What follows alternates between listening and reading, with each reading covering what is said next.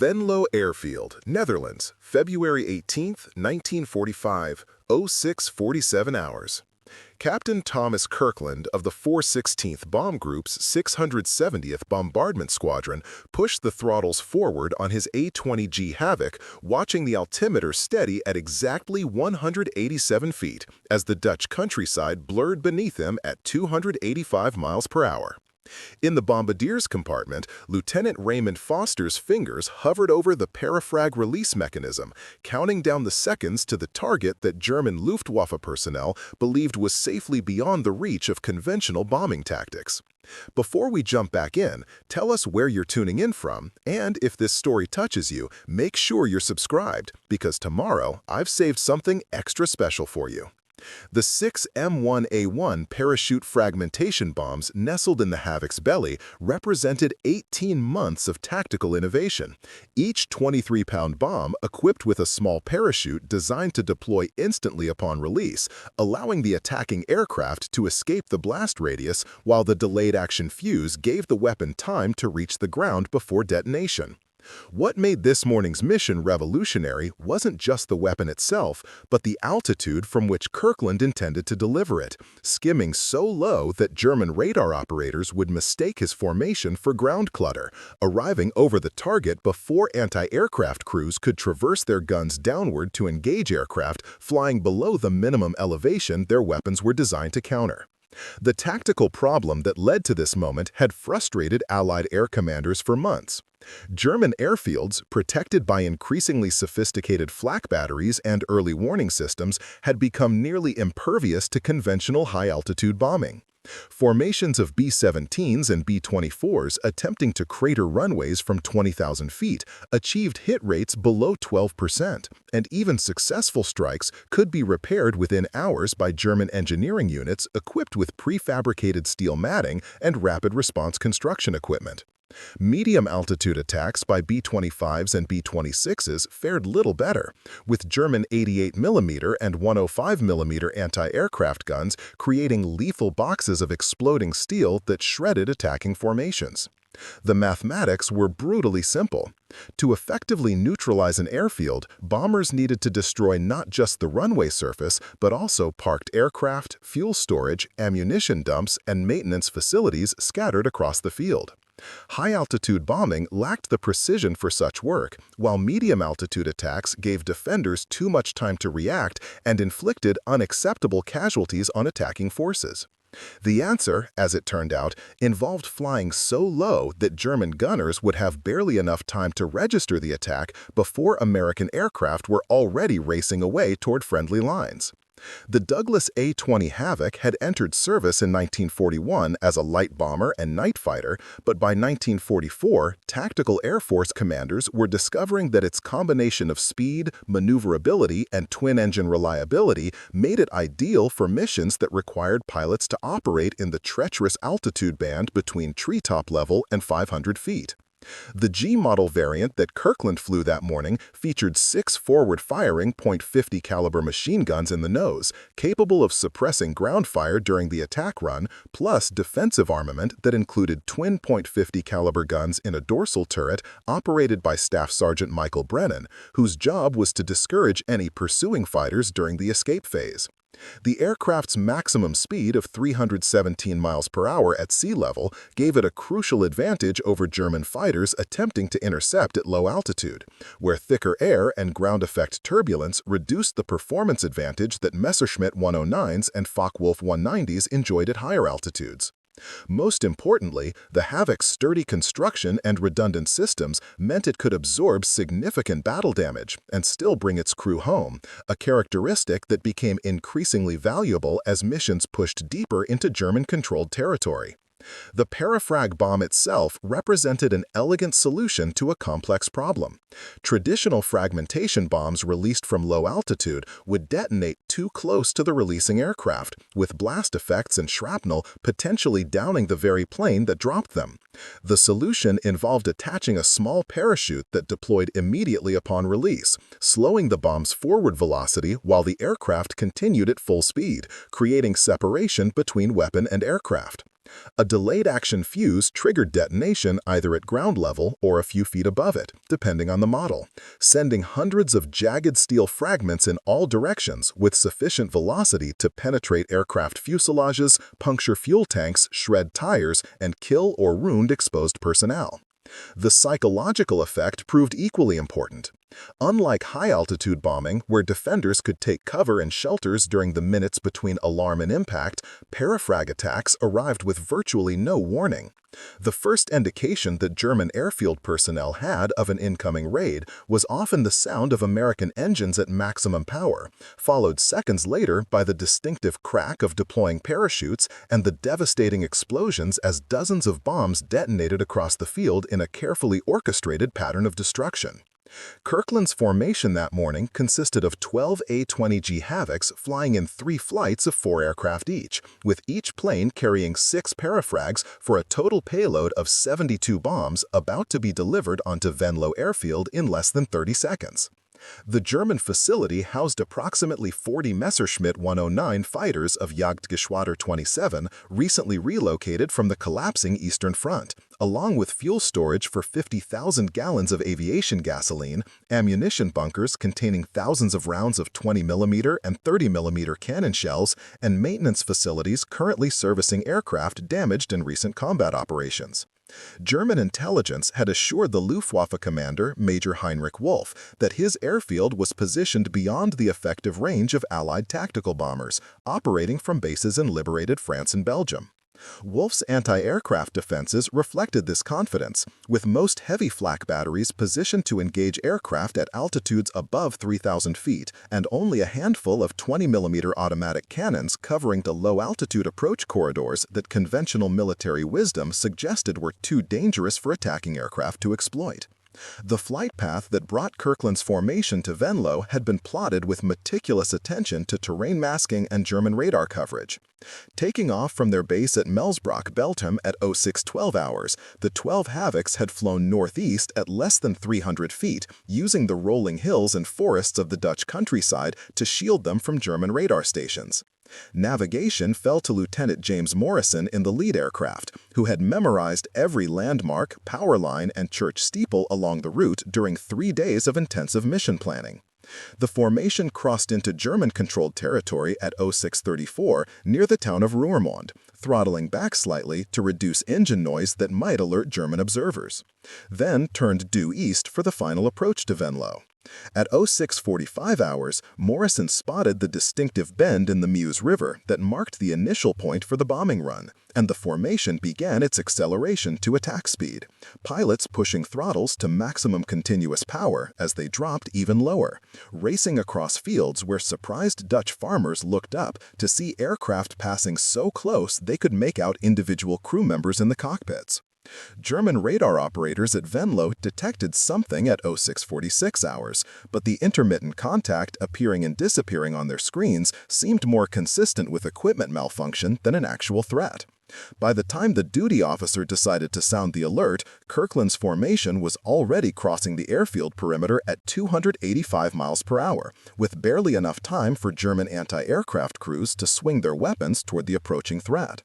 The attack sequence that followed had been rehearsed until every pilot could execute it in their sleep.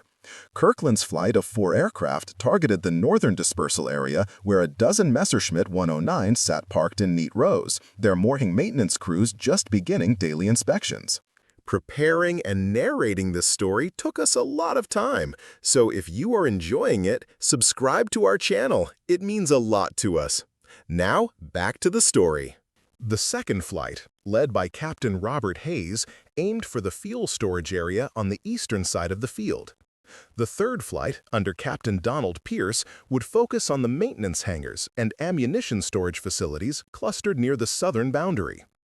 Each pilot had memorized not just their primary target, but also alternate aiming points in case their assigned area proved obscured or already destroyed by preceding aircraft. Foster's finger pressed the release button at 0647 hours and 23 seconds, and Kirkland felt the slight upward lurch as 6 parafrags separated from the Havoc's belly. The small parachutes deployed instantly, their white canopies blooming in the dawn light as the bombs began their descent toward the parked German fighters below. Kirkland was already banking hard right, his gloved hands firm on the control yoke as he threw the Havoc into a maximum performance turn to clear the kill zone. Behind him, Brennan, in the dorsal turret, caught a glimpse of German personnel scattering in all directions, their morning routine shattered by the sudden appearance of American aircraft where none should be. The first Parafrag detonated 3 seconds after release, its 23-pound charge of Composition B explosive converting instantly into a sphere of expanding gas and steel fragments traveling at velocities exceeding 3,000 feet per second. The nearest Messerschmitt, tail number White 7, absorbed dozens of fragments through its fuselage, wings, and engine cowling, critical components shredded beyond any hope of repair. The pilot who had been scheduled to fly White 7 that morning, Lieutenant Franz Schiller, died instantly as fragments penetrated the cockpit where he had been conducting his pre-flight inspection. The remaining 5 bombs from Kirkland's aircraft detonated in rapid succession, each explosion overlapping with the next to create a continuous roar of destruction that echoed across the airfield. German fighters that survived the initial blast with repairable damage caught fragments from subsequent explosions, ensuring that even aircraft on the periphery of the pattern suffered mission-killing damage. Hayes's flight arrived over the fuel storage area 7 seconds after Kirkland's bombs began detonating, adding their own payload of 24 parafrags to the carnage. 3 bombs landed within 15 feet of above-ground fuel tanks containing thousands of gallons of high-octane aviation gasoline. The resulting fireballs climbed hundreds of feet into the morning sky, generating enough heat to ignite secondary fires in nearby structures and creating a pillar of black smoke visible for 20 miles.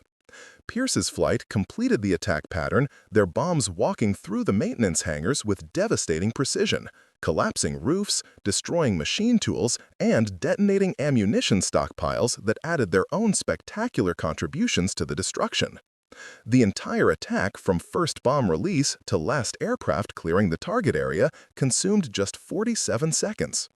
German anti-aircraft crews managed to fire fewer than 24 shells, none of which came closer than 300 feet to any American aircraft. The Havocs, already racing away at maximum speed and minimum altitude, presented impossible targets for gunners who had trained to engage bombers flying straight and level at medium altitudes, not aircraft jinking and weaving at treetop height.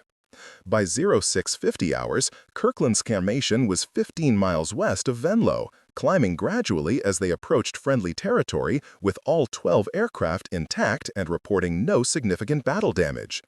Behind them, Venlo Airfield burned furiously, with fires that would rage for 6 hours before German firefighting units could bring them under control. Major Wolf's initial damage assessment, completed 2 hours after the attack, documented 17 Messerschmitt 109 fighters destroyed outright, with another 11 damaged beyond field repair capability. The fuel storage area was a total loss, along with 2 maintenance hangars, 3 ammunition bunkers, and the airfield's primary communications facility. German casualties totaled 34 killed and 57 wounded, many of them highly trained maintenance personnel whose specialized skills could not be quickly replaced. Most significantly, Venlo Airfield would remain non-operational for 11 days, removing nearly 30 fighters from the air defense of Western Germany during a critical period when Allied bomber formations were striking deep into the Reich with increasing frequency. The tactical innovation that Kirkland's mission represented had emerged from hard-won lessons throughout 1944, as Allied air forces grappled with the problem of airfield neutralization. Early attempts at low-altitude bombing had resulted in catastrophic losses, with German flak batteries easily tracking aircraft forced to fly predictable straight and level bombing runs. The breakthrough came from combining 3 separate innovations into a single tactical package. First, the Parafrag bomb itself, which solved the separation problem and allowed bombs to be released from altitudes that made accurate aiming possible while keeping aircraft within the enemy's engagement envelope for the minimum possible time. Second, the development of detailed terrain-following navigation techniques that exploited gaps in German radar coverage and brought attacking formations to their targets with minimal warning. Third, the realization that coordination between multiple aircraft could create overlapping patterns of destruction that ensured comprehensive damage even if individual bombs missed their precise aim points.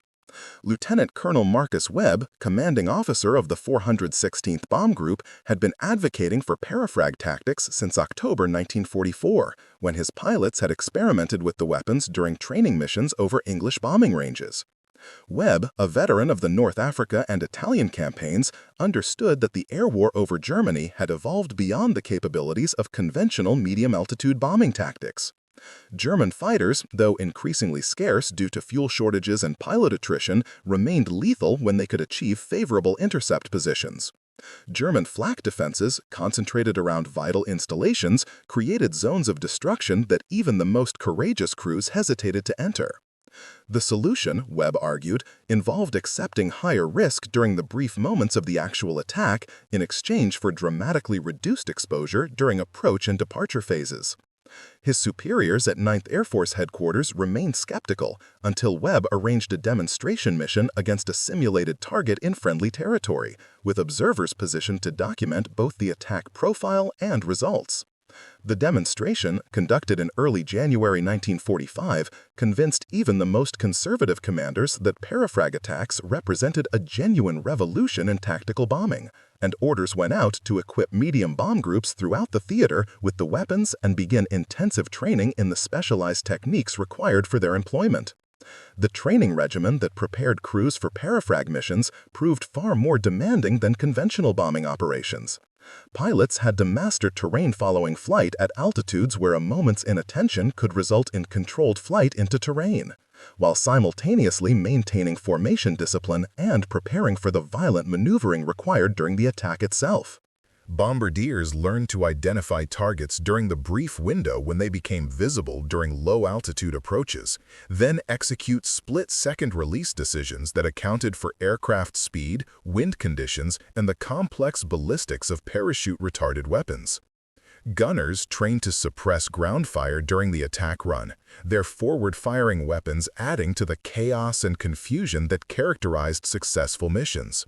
Navigation became an exercise in precision dead reckoning, with navigators memorizing routes that exploited every fold in the terrain and avoided known concentrations of German defenses.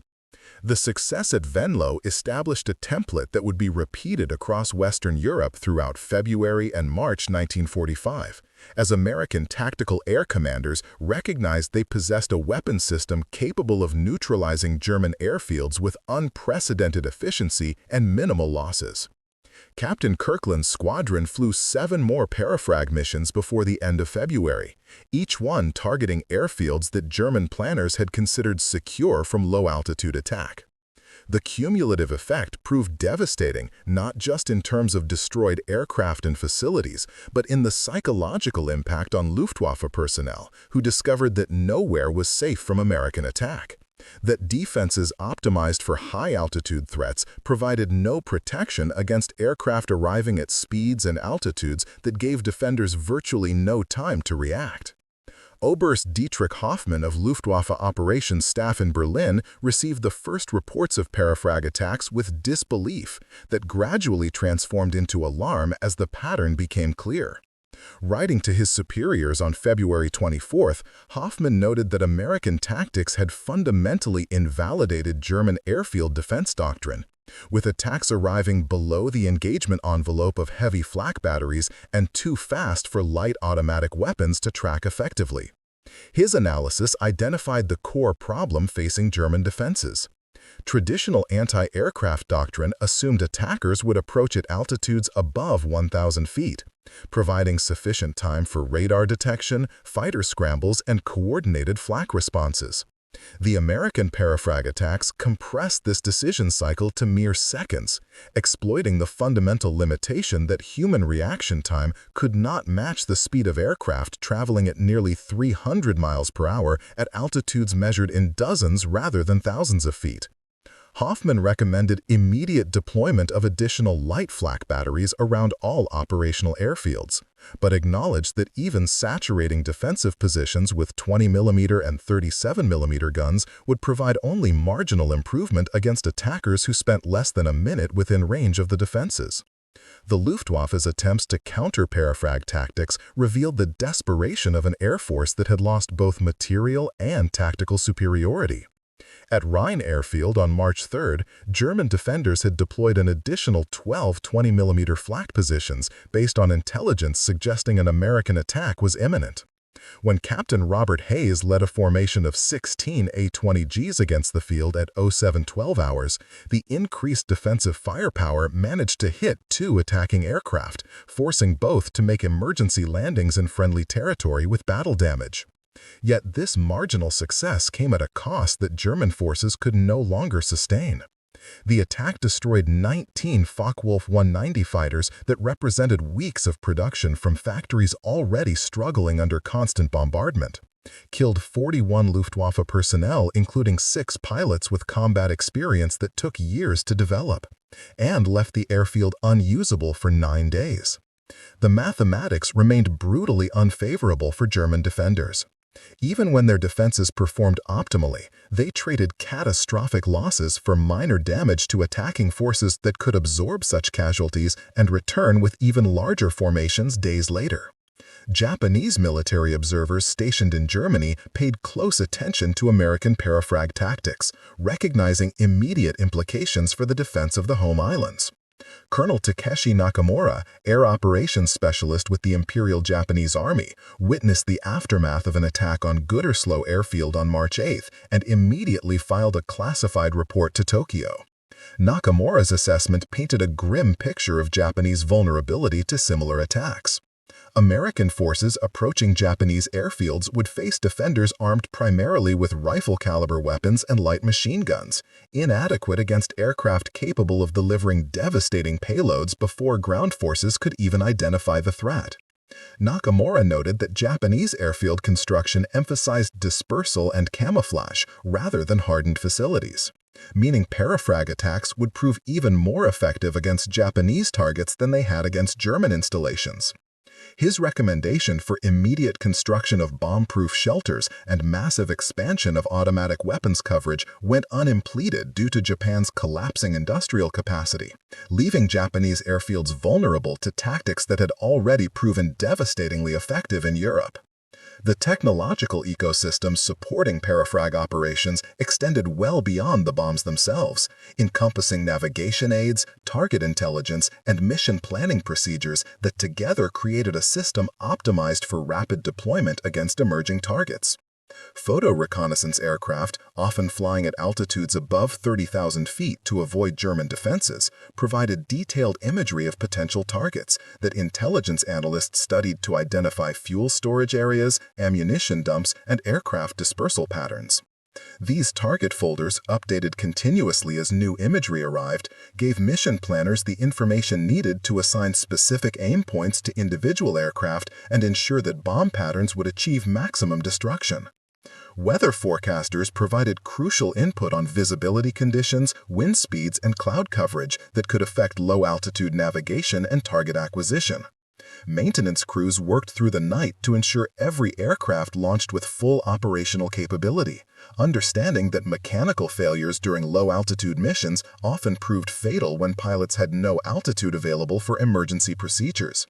First Lieutenant Sarah Morrison, one of the few women serving in intelligence roles with tactical bomb groups, spent February and March 1945 preparing target folders for Parafrag missions throughout Western Germany. Morrison's work involved analyzing reconnaissance photographs to identify the most vulnerable points on each airfield, determining optimal approach corridors that exploited terrain masking, and calculating timing sequences that would bring multiple flights over the target in rapid succession to overwhelm defenses. Her target folder for an attack on Hopston Airfield, executed on March 15th, exemplified the meticulous planning that characterized successful Parafrag missions. Morrison had identified a concentration of Messerschmitt 260 jet fighters parked near the main runway, noting that these advanced aircraft represented such valuable assets that their destruction would significantly impact German capabilities. Her analysis positioned the attack during morning twilight, when low sun angles would complicate visual acquisition for German gunners while providing adequate illumination for American bombardiers.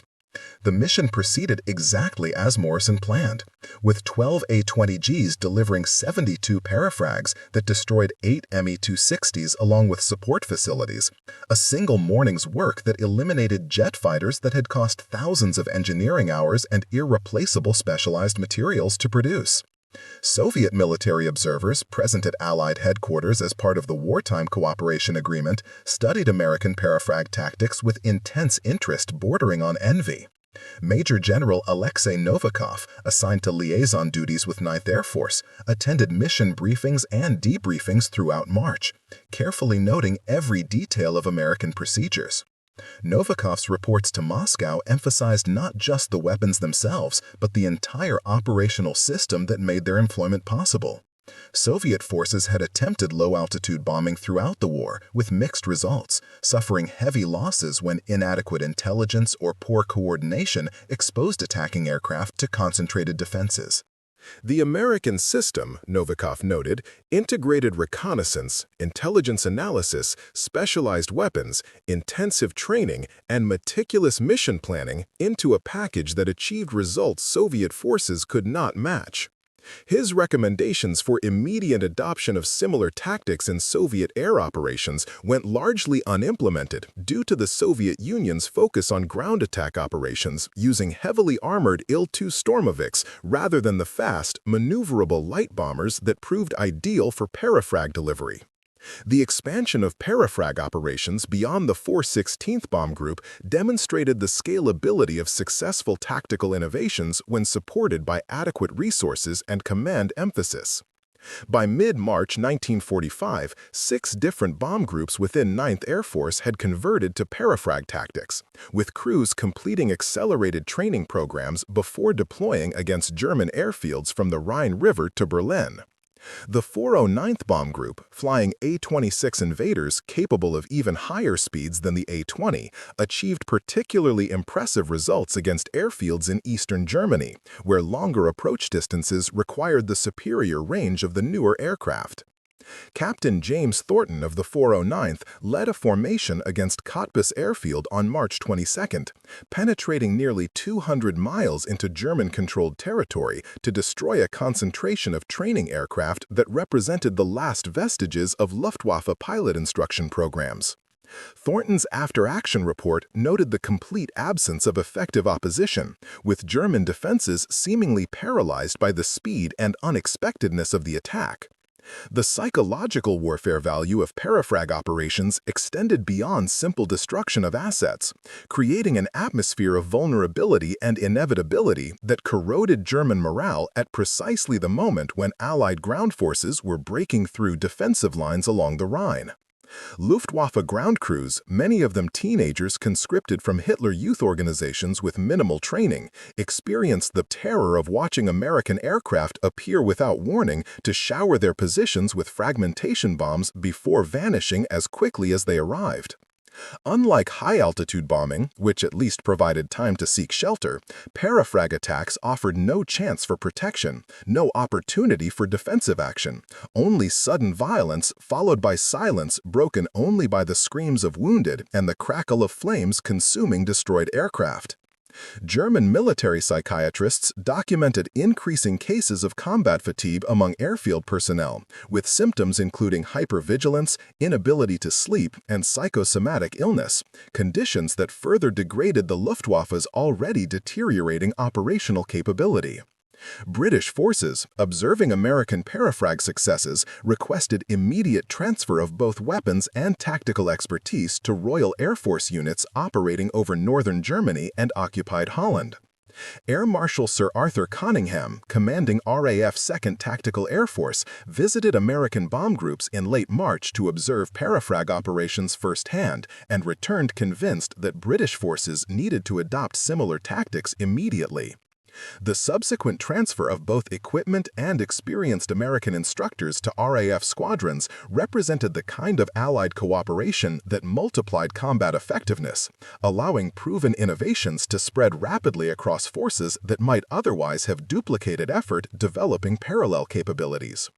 By early April, RAF Boston and Mitchell squadrons were conducting their own Parafrag missions against German coastal airfields, applying lessons learned from American experience to targets that British forces were uniquely positioned to attack. The industrial mobilization required to support Parafrag operations showcased American manufacturing capability at a time when German production was collapsing under combined effects of strategic bombing, raw material shortages, and transportation network disruption. Factories in Pennsylvania produced the bomb bodies, facilities in Tennessee manufactured the explosive fills, plants in Massachusetts fabricated the parachutes, and assembly facilities in New Jersey brought all components together into weapons that shipped to European depots within days of completion. This production system could surge output in response to combat demand, with Parafrag production increasing from 5,000 units per month in January 1945 to over 20,000 per month by March, as commanders recognized the weapon's effectiveness and requested maximum possible supply. German industry, by contrast, struggled to maintain even minimal production of conventional munitions, with factories working at fractions of their capacity due to labor shortages, material restrictions, and constant disruption from Allied bombing. French forces of the First Army received Parafrag-equipped A-20 squadrons in late March and immediately deployed them against German positions in the Black Forest region, where mountainous terrain had previously complicated air support operations. Colonel Jean-Pierre Beaumont, commanding a French bomb group, reported that Parafrag tactics proved ideally suited to mountain warfare, where aircraft could use terrain masking to approach targets undetected before popping up for brief attack runs that gave defenders no opportunity to coordinate responses. Beaumont's forces conducted a series of devastating attacks against German supply dumps and vehicle concentrations hidden in forest valleys, locations that conventional bombing could not reach without prohibitive losses to flak batteries positioned on surrounding heights. The French experience demonstrated that Parafrag tactics had applications extending beyond airfield attacks, with the fundamental principle of achieving surprise through ultra-low altitude approach applicable to almost any target vulnerable to fragmentation effects. The training infrastructure supporting Parafrag operations grew throughout March to accommodate the expanding number of units converting to the new tactics. Specialized schools in England and France taught navigation techniques specific to low-altitude penetration missions, with instructors using detailed terrain models to familiarize students with the kinds of visual references they would use during actual operations. Bombing ranges, equipped with mock-ups of German airfields, allowed bombardiers to practice the split-second timing required for accurate Parafrag delivery, while gunnery ranges gave defensive gunners experience suppressing simulated flak positions during attack runs. The most challenging training involved formation flying at low altitude, where traditional references like horizon and altitude separation disappeared, replaced by constant vigilance to avoid mid-air collisions while maintaining the tight spacing necessary for coordinated attacks.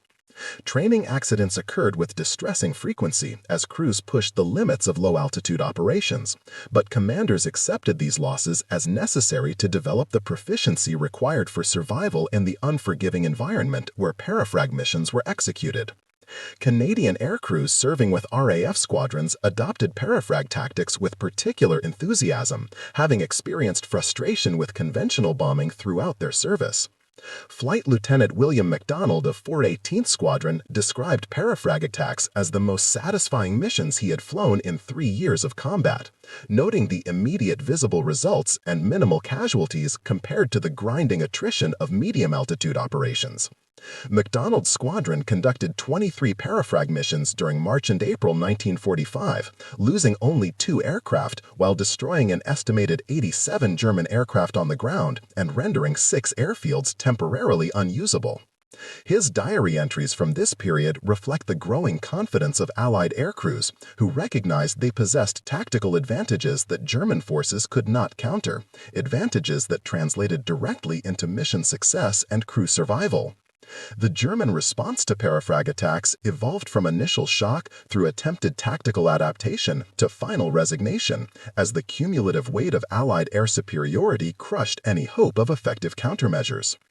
Early attempts to position additional light flak batteries around airfields proved ineffective when American formations simply adjusted their approach corridors to exploit gaps in coverage. German experiments with fighter patrols stationed near threatened airfields failed when fuel shortages and pilot inexperience meant that fighters were either absent when attacks materialized or unable to intercept aircraft flying at speeds and altitudes where the German pilots held no performance advantage. Some Luftwaffe commanders attempted to disperse their aircraft more widely, parking fighters and fields away from obvious airfield targets. But this solution created maintenance and operational difficulties that offset any protection gained from dispersion. By April 1945, German airfield commanders operated under the grim certainty that American Parafrag attacks could arrive at any time with little warning and almost no possibility of effective defense, a situation that reflected the broader collapse of German military capability in the war's final weeks. Up next, you've got two more standout stories right on your screen. If this one hit the mark, you won't want to pass these up. Just click and check them out.